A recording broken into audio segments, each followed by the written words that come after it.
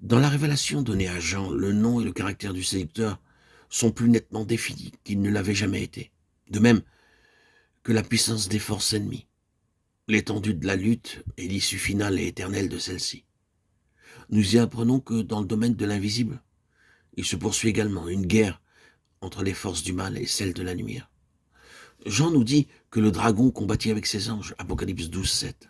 Et plus loin, il identifie ce dragon avec le serpent, allusion au déguisement revêtu en Éden, appelé le diable et Satan qui séduit tout le monde. Son œuvre universelle en tant que séducteur de tous les habitants de la terre nous est ici clairement révélée. C'est lui qui séduit toutes les nations et tous les gouvernements de la terre, lui qui les pousse à la guerre les uns contre les autres.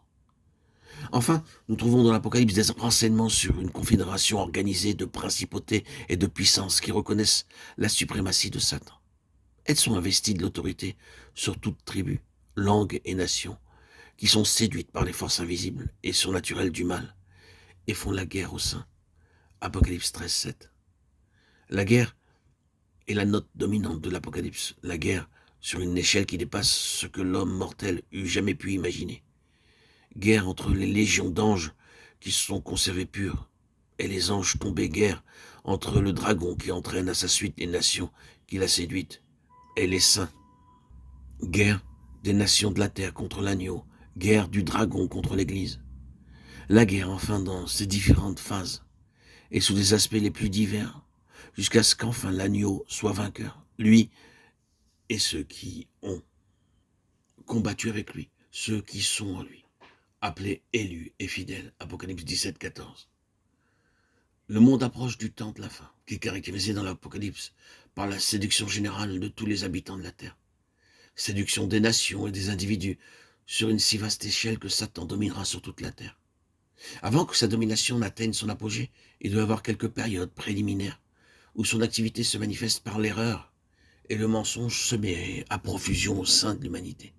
Dans l'Église et au dehors, ces séductions dépasseront la mesure ordinaire d'erreur et d'aveuglement dans laquelle se trouve plongé le monde irrégénéré. Si nous voulons comprendre comment cette œuvre de séduction mondiale qui ouvre le chemin aux puissances surnaturelles du mal et entraîne les nations à une rébellion ouverte contre Dieu est possible, il nous faut donc saisir ce que disent les Écritures de l'homme irrégénéré et du monde. Dans l'Apocalypse, Satan est appelé le séducteur de toute la terre.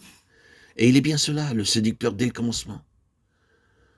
Nous savons que tout le monde est soumis à la puissance du malin. 1 Jean 5, 19 dit l'apôtre, qui décrit le monde d'alors comme déjà profondément enveloppé de ténèbres et entraîné à sa perte par les légions d'esprits maudits.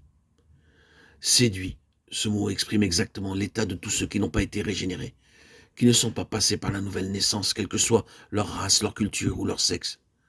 Nous aussi étions autrefois insensés, désobéissants, égarés, esclaves de toutes sortes de plaisirs, de passions, dit l'apôtre Paul en parlant de lui. Et cependant, dans cette première condition dont il parle ainsi, il était un homme religieux, sans péché, pour ce qui est de la justice et de la loi, Philippiens 3, 6. Tout homme qui n'est pas régénéré est séduit, d'abord par son propre cœur naturellement perfide. Le cœur est trompeur et désespérément malin.